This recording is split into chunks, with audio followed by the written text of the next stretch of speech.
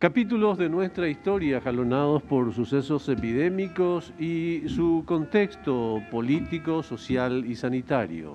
Nuestro país sufre actualmente los azotes de otra pandemia en un marco internacional desfavorable y con una dirigencia política que no encuentra el camino para hacerle frente.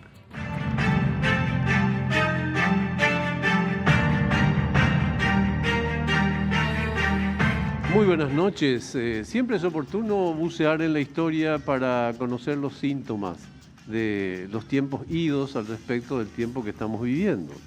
Hay una frase muy creativa que dice que el que no conoce su Así historia mismo, tiende a repetirla. tal cual. Pero muy tal creativa, es novedosa. Tal cual. Vamos al reconocimiento de campo, por favor. La historia arroja mensajes hacia el futuro sobre cómo se desempeñaron los estados y las comunidades nacionales en las grandes pruebas en las que la salud pública estuvo en juego.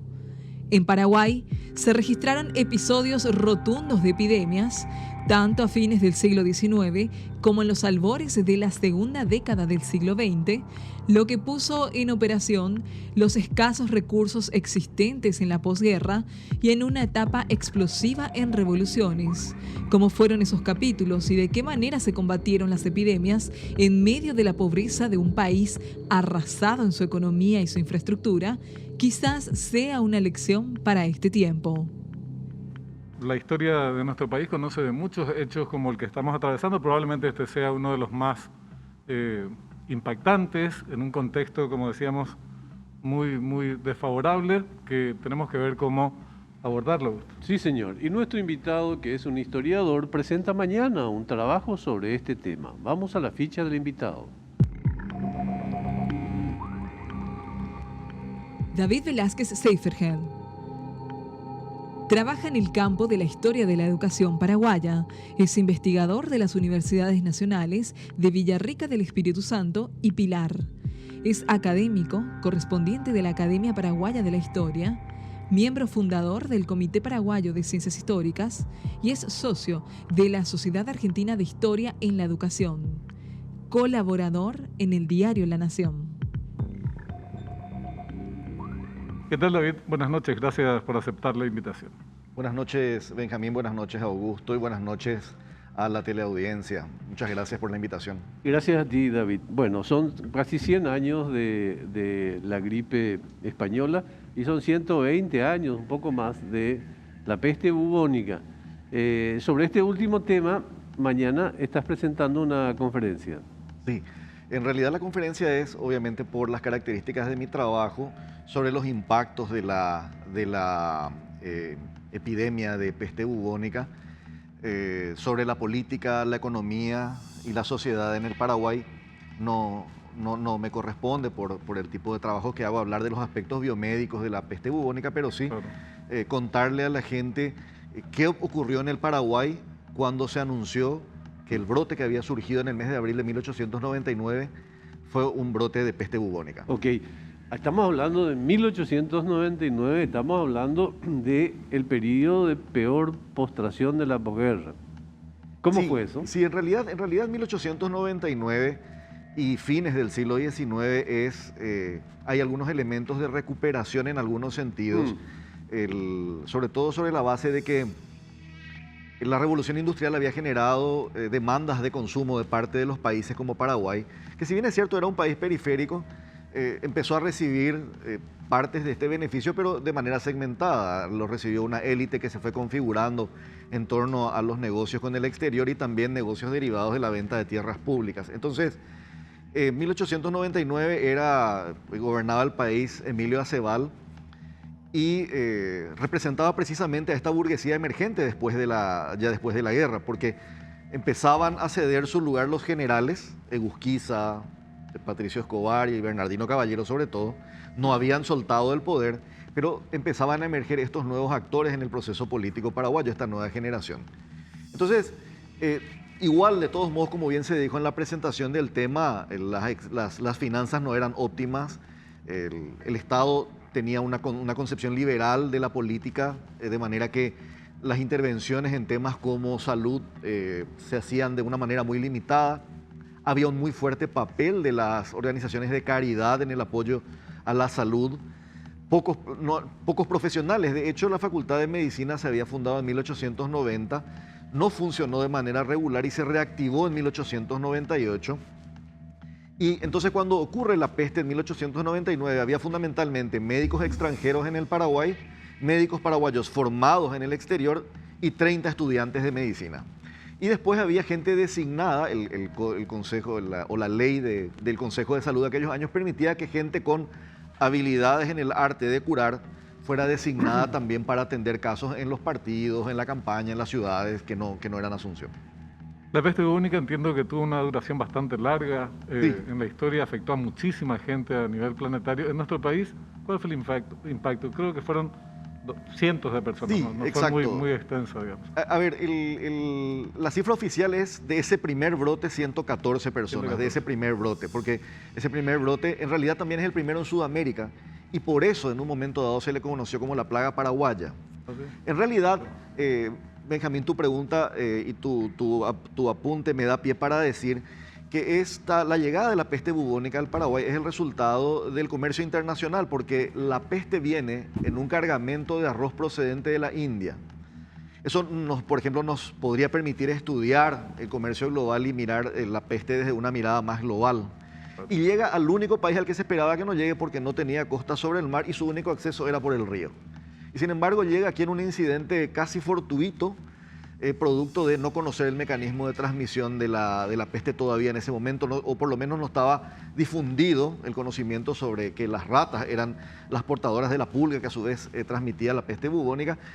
Y este brote en particular, Benjamín, comenzó en China en 1855 como una endemia. Y hacia fines del siglo XIX pasa a Hong Kong y pasa a otros puntos de Asia y empieza a volverse global. Y llega al Paraguay en 1899, que insisto, es además la primera puerta de entrada a Sudamérica.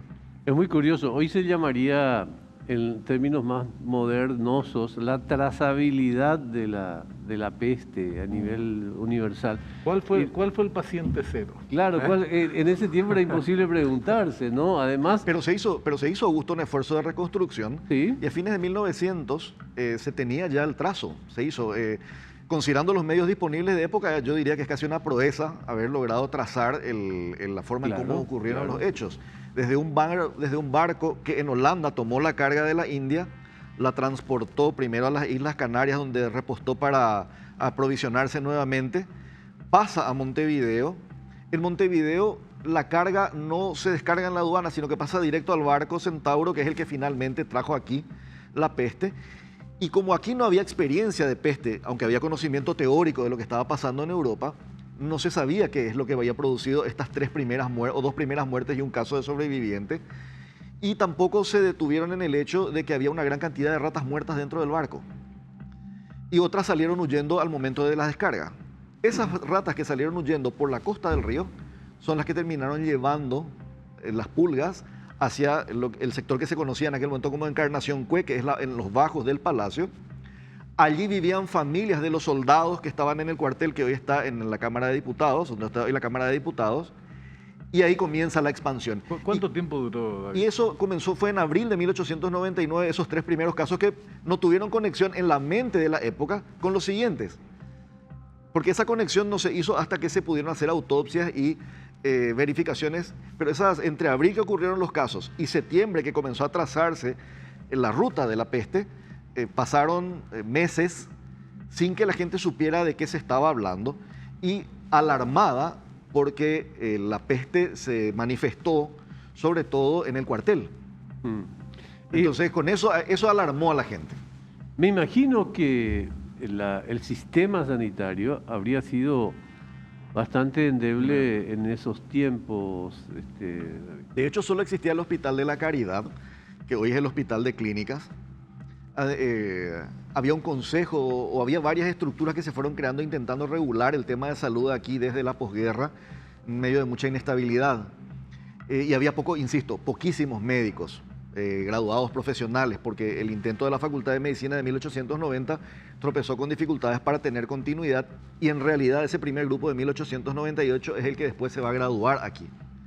Entonces, además hay, en ausencia de un sistema de salud como hoy lo conoceríamos y de médicos, había mucho trabajo de curanderos, o personas empíricas asignadas a esa función, pero que en realidad no conocían el manejo propio de una enfermedad, ¿no? Entonces había mucho curanderismo, había obviamente mucha presencia también de la medicina tradicional intentando que los conocimientos tradicionales suplieran lo que la medicina no podía dar por esto que estás mencionando, las precariedades del sistema. Estamos viendo justamente en pantalla la máscara que se utilizaba por parte de los curanderos durante la peste, que es una máscara que quedó para las películas de terror en la actualidad, pero que no tenían otra misión sino de poder incluir adentro de su superficie, digamos, unas hierbas que le permitían oler en medio de la pestilencia, digamos. Sí. Esa era la misión que tenía esta máscara, digamos.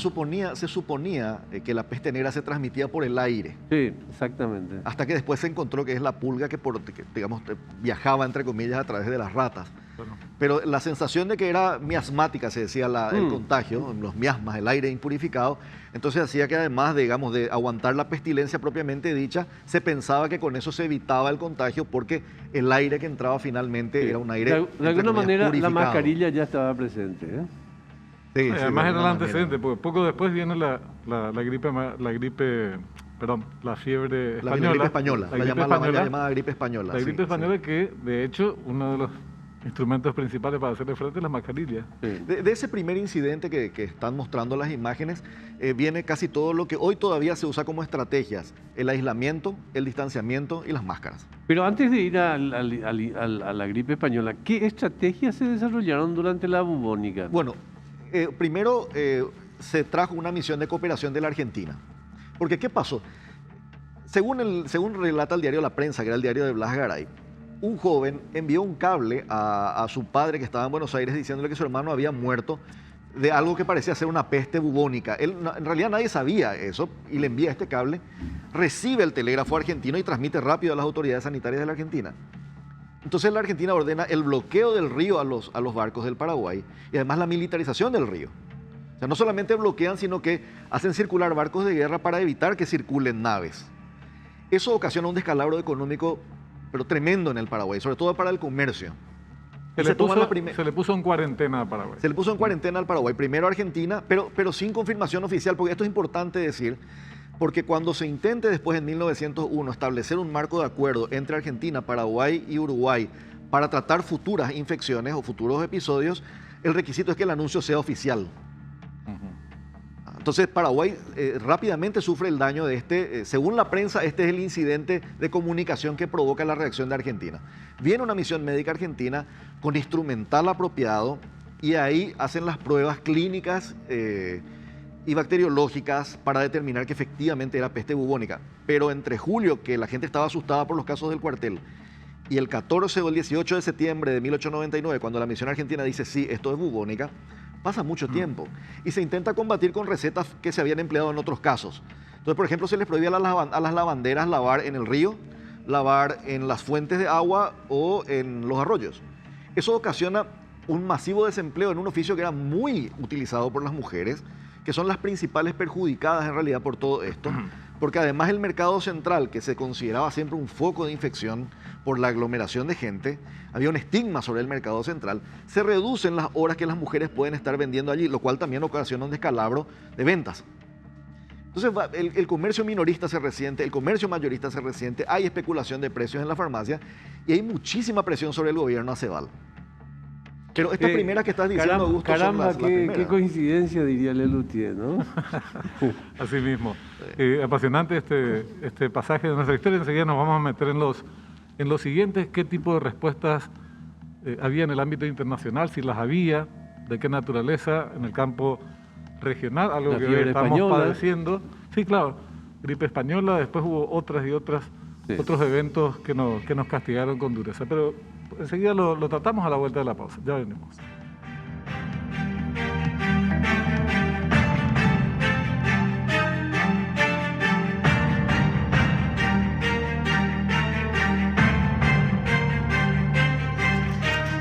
Bueno, en un momento vamos a hablar también de la gripe española, que fue el segundo capítulo importante, pero todo esto se desarrollaba en medio de sucesos nacionales muy intenso. Convulsiones, Claro, grandes convulsiones. Mucha revolución.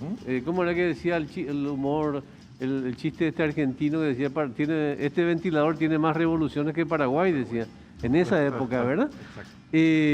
Bueno, pero antes de pasar a la siguiente epidemia, ¿querías contar algo más sobre la suerte del presidente en ese tiempo? Sí, la presión sobre el gobierno Aceval para resolver el problema era tanta y las acusaciones de ineficiencia para enfrentar el problema eran tantas. Ineficiencia era, para la gente de época, era no hacer aplicar las medidas sanitarias, las restricciones a aglomeraciones, inclusive el poder entrar a las casas con apoyo de la policía para casos sospechosos. Interesante que la prensa de época publicaba los casos sospechosos en una columna.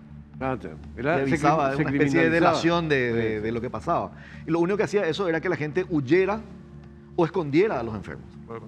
Pero y vuelvo sobre el tema de la presión sobre Aceval. Tanta era la presión, porque además venía de conflictos previos, que en enero todo el mundo pensaba que el caballerismo, porque Aceval era el continuador de la línea de Busquiza, que el caballerismo lo iba a derribar mediante una conspiración. Y las acusaciones fundamentales tenían que ver con la ineficiencia del gobierno para enfrentar la peste que estaba destruyendo la economía, sobre todo el comercio, y para resolver también problemas políticos con sus adversarios. Y se ganó un adversario muy poderoso, que fue Monseñor Bogarín, porque a fines de 1898, apenas asumido Aceval, se promulga la ley de matrimonio civil. Y eso desató la ira de Monseñor Bogarín y la resistencia muy fuerte de la iglesia, y acentuó un conflicto que ya venía, digamos, desde 1870 entre iglesia y Estado, liberalismo y catolicismo, libre pensamiento y catolicidad, en fin. En síntesis, te podía casar de otra manera aparte de la iglesia. Claro. El Estado te amparaba para eso. Sí, pero la iglesia no aceptaba los matrimonios civiles sin matrimonio religioso. Por eso. Y había amenazas. Hay un editorial muy famoso, un episodio que es posterior, muy posterior, pero que revela esto que estás preguntando, Augusto, y es que la iglesia declaraba bastardos a quienes los hijos de los matrimonios solo casados por civil. Sí. Que después cambia. Claro, eso va a cambiar mucho después. Va a cambiar sí, mucho después. Por algo al revés. Bueno, y después los siguientes episodios, te preguntaba antes de la pausa, viene la gripe española, provoca también un descalabro, ¿de qué naturaleza? ¿Y qué respuestas, si las había, en el ámbito regional o internacional había frente a estos hechos? Otra vez, la peste española, digamos, encuentra más avisado al Paraguay porque ya se veía venir, o sea, había demasiada, la gripe española era anunciada en todos lados. Entonces era cuestión de tiempo a que llegara al país, porque además el contagio es de persona a persona, no es como la gripe, no es como la peste bubónica que la rata actúa. Aquí se sabía que iba a llegar, entonces hay cierta preparación para el evento. Hay dos personajes importantes en cada uno de estos episodios. En el caso de la peste bubónica, el doctor Facundo Infram y la Misión Médica Argentina. Y en el caso de la gripe española, la figura de Andrés Barbero. Hay un muy buen estudio sobre el informe de Barbero que publicó el historiador El Caballero. Y se toman precauciones, se instalan lo que se llamaban estaciones sanitarias para controlar a los pasajeros que venían. La población paraguaya en el momento de 1899 era de más o menos 450.000 personas censadas. Para el momento de la gripe española eran alrededor de 650, 670.000 personas. Se toman más precauciones, que en el primer caso se anticipa la llegada de la gripe, porque a diferencia de 1899, cuando el país estaba muy incomunicado, eran un poco mayores los medios de comunicación en 1919, o 18, que es la época de la gripe. Entonces hay un anticipo, se adelanta al final de las clases, se hacen tareas de desinfección, se nombran comisiones locales de salud en distintas ciudades, hay reportes, por ejemplo, de Villarrica. En el caso anterior había mucha confusión sobre qué papel tenían los municipios, ahora estaba mucho más clara la autoridad central del Estado. Se había organizado un departamento de higiene y asistencia pública en 1915 con fuerte presencia estatal, lo cual era mucho más débil, me refiero al papel del Estado en la crisis anterior. Y cuando llega la gripe española acá, mucha gente resulta afectada, la mortalidad también es importante. Los registros oficiales de Asunción hablan de más o menos 500 casos, pero se estima, el doctor Dionisio González Torres por lo menos recoge testimonios de más o menos 2.000 personas fallecidas en todo el país. Y después, al año siguiente, en el 19, vuelve a haber un segundo brote, pero rápidamente, digamos, finaliza ese brote. El presidente Manuel Franco estaba mucho más satisfecho, había mucho más consenso, la figura de Barbero, una figura unificadora, había más experiencia. Otra vez, una cosa increíble, en la Facultad de Medicina, después de esa primera promoción, en 1909, se cierra por falta de recursos y por la inestabilidad política, y otra vez justo en el 18 se vuelve a abrir, de manera que había estudiantes otra vez como para atender. Igual había muy pocos médicos, había 50 en todo el país, como mucho. Y otra vez, especulación de precios, persecución en el mercado central, huelga de vendedoras del mercado central por la persecución que estaban sufriendo, destino de fondos municipales para subvención a pequeños comerciantes. Hay como mayor coordinación y además tenemos un poco más de evidencia documental que la que tenemos de la crisis anterior. En tema particularmente el tema educativo, ¿cómo incidió en ese tiempo, David? En los dos casos, tanto en el episodio de peste bubónica como en la crisis de la gripe, por alguna razón fortuita, entre comillas, las clases estaban terminando cuando los brotes empezaron a extenderse. Entonces lo que se hizo es adelantar el final de las clases, ordenar la desinfección de las escuelas, en el caso de la peste bubónica, desinfección y blanqueamiento, que era lo que se hacía en aquel momento, y adelantar los exámenes, es decir, dejar la pausa y solamente adelantar los exámenes. Y en el caso de la gripe española, otro tanto, porque además allí sí llega en octubre, ya sobre el final del año escolar prácticamente. Entonces lo que se hace es adelantar el final de las clases, se cierran las escuelas y se adelantan los exámenes también. Entonces el impacto en ese sentido es mínimo. Lo interesante es que los libros escolares comienzan en aquellos años también a hacerse eco de enfermedades endémicas, como por ejemplo anquilostomiasis. Entonces aparecen directivas en los libros sobre cómo tratar la enfermedad, los peligros que ella implicaba. La educación comienza a envolverse mucho más fuertemente en la educación sanitaria que lo que había hecho en los años anteriores. Después tuvimos otros virus que afectaron al país de distintas magnitudes. Te quería preguntar sobre aquellas experiencias anteriores, ¿cuál fue el nivel de colaboración, solidaridad internacional? Algo que hoy es ultra limitado, por no decir casi inexistente. Se observa el fracaso del multilateralismo, hay organismos internacionales que no responden, por lo menos de manera global. En aquella época, ¿cuál era el episodio de la peste bubónica tuvo la cooperación de la Argentina, viene una delegación de médicos. Hay que decir que esta delegación de médicos que vino aquí a dictaminar sobre la peste bubónica, también hizo el mismo dictamen en Rosario y terminó enfrentada al propio presidente del Consejo Nacional de Higiene de la Argentina, porque negaba a este presidente, que era Eduardo Wilde, la existencia de peste bubónica en Rosario, y finalmente termina él renunciando cuando se comprueba que era el caso. Pero esto, ya que preguntabas, Benjamín, esto termina en un acuerdo firmado a inicios de 1901 entre Paraguay, Uruguay y Argentina, estableciendo bajo qué condiciones se decretarían las cuarentenas. Paraguay se levanta el bloqueo sobre los productos de Paraguay en Europa también, porque los había, y se establece contacto con el Instituto Pasteur. Viene un médico de origen armenio, bacteriólogo, especialista, el doctor Miguel Elmacián, que es el primer director del Instituto Nacional de Bacteriología. Se crea el Instituto Nacional de Bacteriología, que le dio muchísimo al campo del conocimiento, no solo en Paraguay, sino que el doctor Elmacián aprovechó su presencia, su pertenencia al Instituto Pasteur, para que artículos de paraguayos como el doctor Migone, el doctor Urizar, fueran exportados, entre comillas, mucho conocimiento. Y por el lado, digamos, de la gripe española, también se establecen conferencias y reuniones, por ejemplo, en Río de Janeiro, donde ya era más fácil viajar. En el caso de la peste bubónica, las conferencias eran telegráficas. Del otro lado estaban los especialistas de la Argentina, de este lado estaban los especialistas de Paraguay, cuando se fueron de aquí, ¿verdad? ¿Cuánto habrán durado y qué tediosa habrá sido una conferencia telegráfica? Transmitir palabra por palabra. Claro. Bueno, tiempos heroicos, realmente, no solamente por los temas guerreros, ¿verdad? Y con un sistema político distinto en la época. Quería anexar, como ya tengo un minuto nada más, el tema de la prensa, si querés comentar algo más. Sí. La prensa tenía, en el caso de Aceval, posiciones dispares. La prensa, el periódico que se llamaba así, dirigido por Blas Garay, hasta su fallecimiento, al principio va atendiendo las medidas de higiene, y después, cuando hay inacción, Blas Garay, que no ahorraba pluma, ataca a su propio correligionario, que era Aceval. El diario La Democracia, que era el decano de la prensa paraguaya, dirigido por la familia de Ibarra, es crítico desde un primer momento. El Cívico y el Radical también son periódicos críticos. La Tribuna es más cercana al presidente Aceval. El diario El Comercio ataca a la misión médica argentina culpándole a la Argentina del bloqueo y de los daños que había sufrido el sector.